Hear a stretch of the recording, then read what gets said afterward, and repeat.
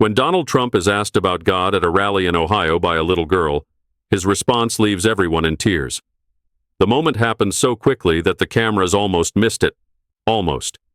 In the chaotic swirl of the presidential event in Millfield, Ohio, where coal miners once dug deep into the earth and now opioid addiction dug deep into families, 11-year-old Thalia Brookstone slipped past 3 Secret Service agents with the agility of someone who had spent her short life navigating obstacles. Her pale blue dress, worn thin at the elbows and hemmed hastily by her grandmother to accommodate a recent growth spurt, fluttered as she darted forward.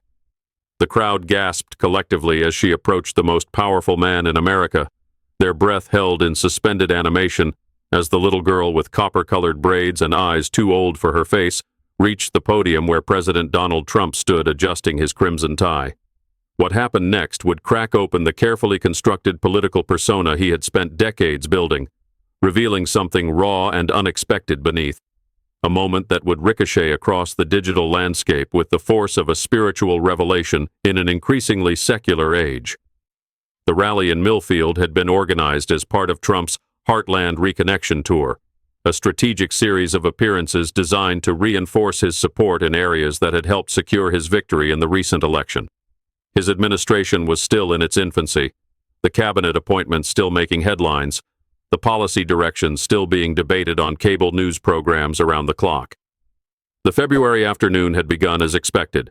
Motorcycle escorts, flag-waving supporters, protesters kept at a distance of exactly 500 yards, and the familiar rhythm of a Trump rally unfolding with almost theatrical precision. Devona Brookstone had not intended to bring her granddaughter to the political event. A registered nurse at Millfield Regional Hospital's oncology department for 27 years, Devona had been working double shifts since her daughter Lark, Thalia's mother, had disappeared 6 months earlier, leaving only a hastily scrawled note about finding herself and a half-empty bottle of prescription painkillers.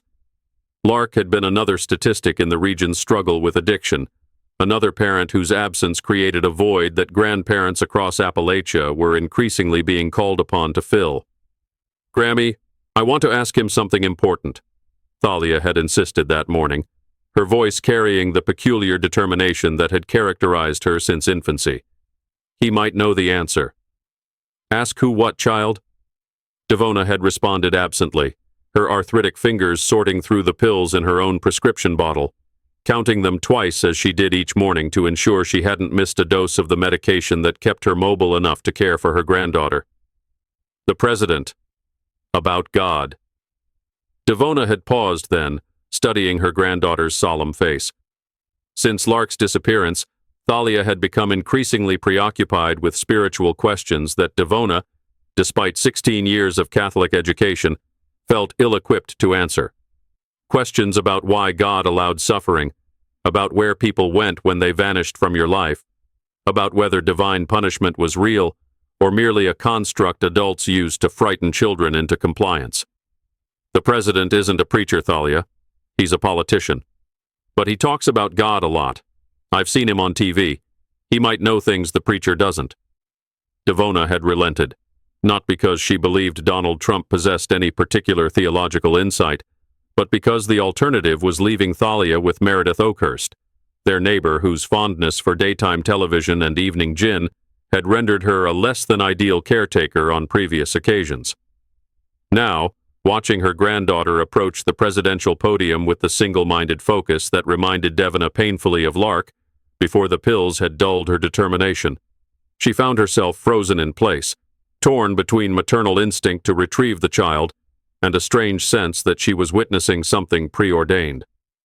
Secret Service agent Kiernan Blackwell would later describe the moment in his official report as a significant security breach resulting from momentary sightline obstruction and crowd density preventing immediate intervention.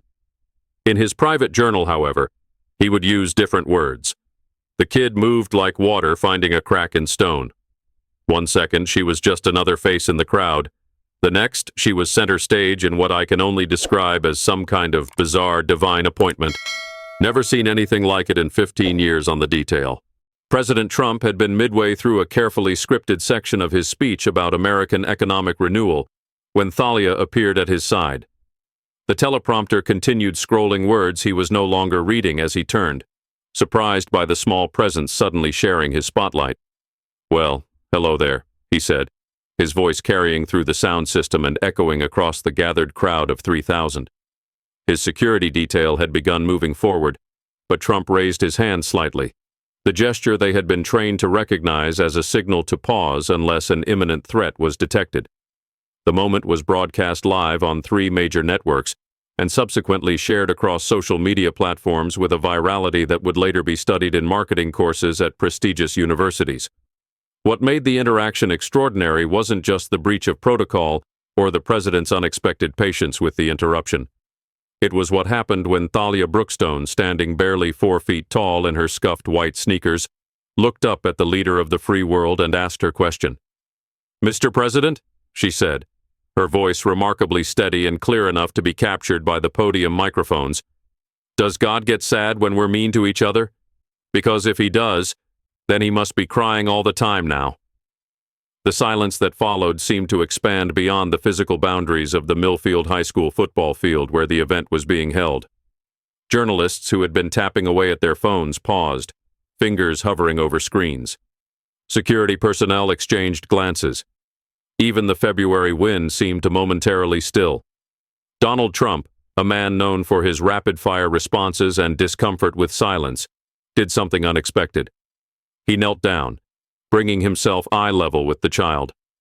The motion caused several Secret Service agents to instinctively move forward before restraining themselves. "That's quite a question, young lady," he said, his usual bombastic tone notably absent. "What's your name?" "Thalia Brookstone, sir. I'm 11. Those watching closely, and millions would later, as the footage was replayed and analyzed on every platform from CNN to TikTok, noticed something shift in Trump's expression. The carefully maintained public persona seemed to flicker briefly, like a television signal interrupted by unexpected interference. "Thalia," he repeated. "That's a beautiful name. Very special. Greek, I think. Very classical." Backstage, communications director Zara Pembroke began frantically signaling to the production team to cut the live feed or return to the prepared remarks. Her assistant, Elliot Vaughn, was already drafting potential spin for what was rapidly becoming an unscripted moment with unpredictable political implications.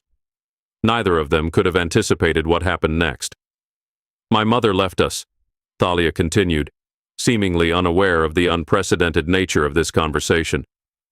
"Grammy says she's sick, but I think she just didn't want to be my mom anymore. Pastor Holbrook says God has a plan, but I don't understand why God's plan has to hurt so much. You know God, right? You talk about him in your speeches." Trump's hand, adorned with his signature gold watch, moved slightly as if he might reach out to touch the child's shoulder, but then hesitated. Those who knew him well would later remark that they had never seen him so visibly conflicted about a physical gesture. "I do talk about God," he acknowledged, his voice uncharacteristically quiet.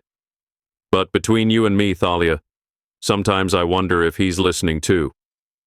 The admission, so human, so contrary to the unwavering confidence that had become his trademark, sent an almost electric current through the crowd.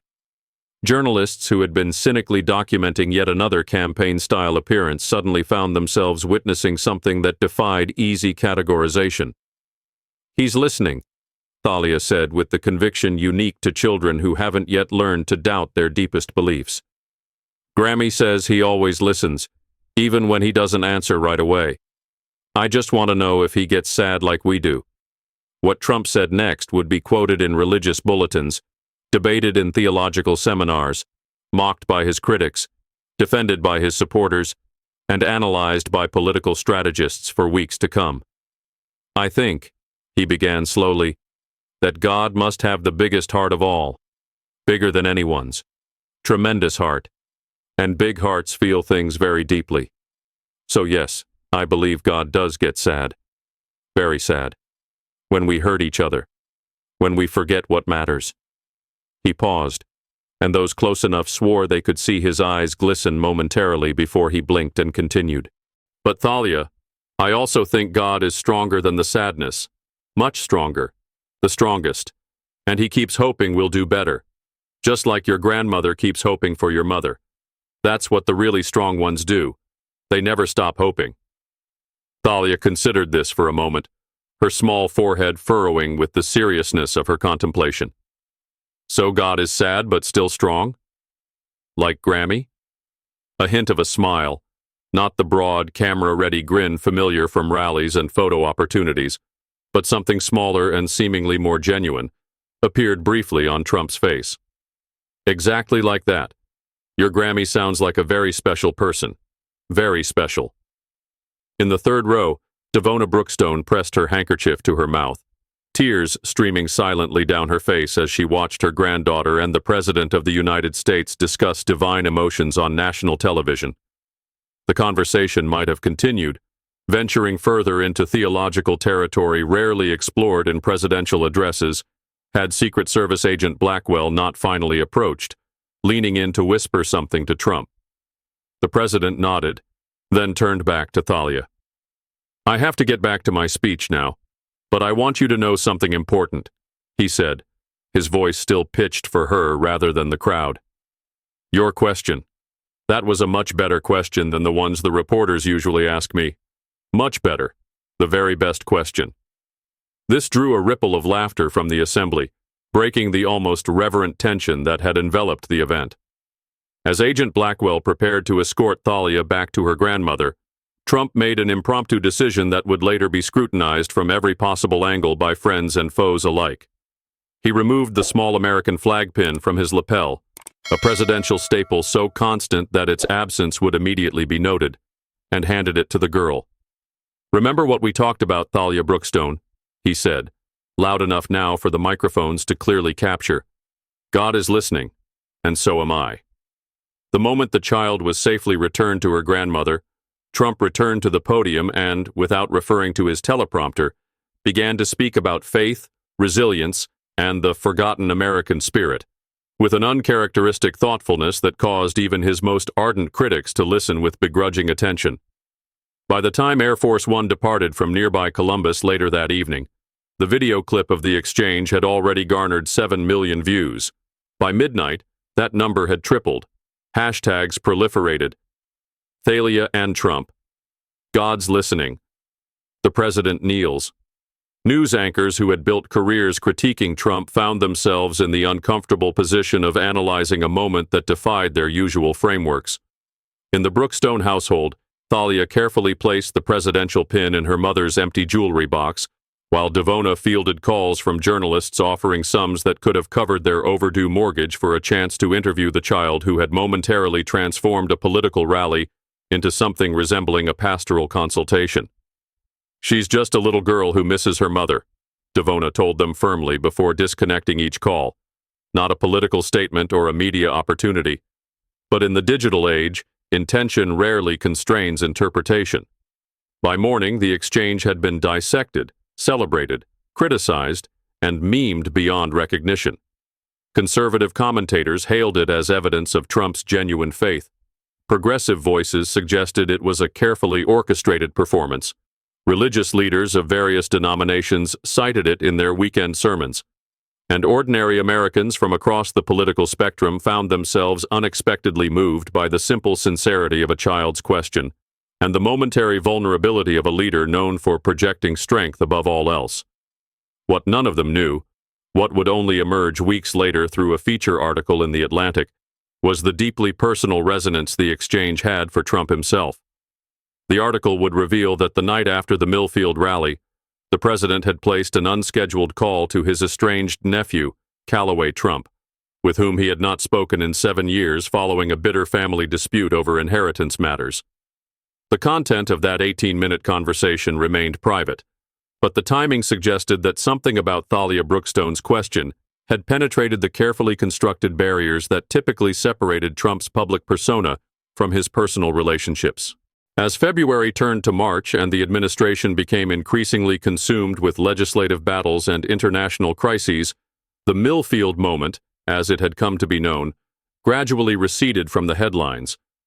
But in Devona Brookstone's living room, where Thalia continued to struggle with homework and hope and the complicated emotions of childhood abandonment, A small American flag pin sat in a mother's empty jewelry box, a tangible reminder that sometimes the most penetrating theological inquiries come from the most unexpected sources, and that even the most powerful figures remain, despite their best efforts to project invulnerability, fundamentally human in their response to sincere questions about divine concern.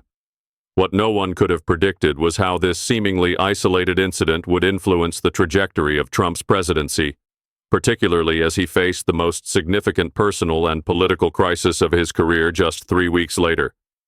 The foundation laid during those few minutes with Thalia Brookstone would prove unexpectedly consequential when the world watched to see how the president would respond to a tragedy that threatened to define his legacy more permanently than any policy decision or political victory.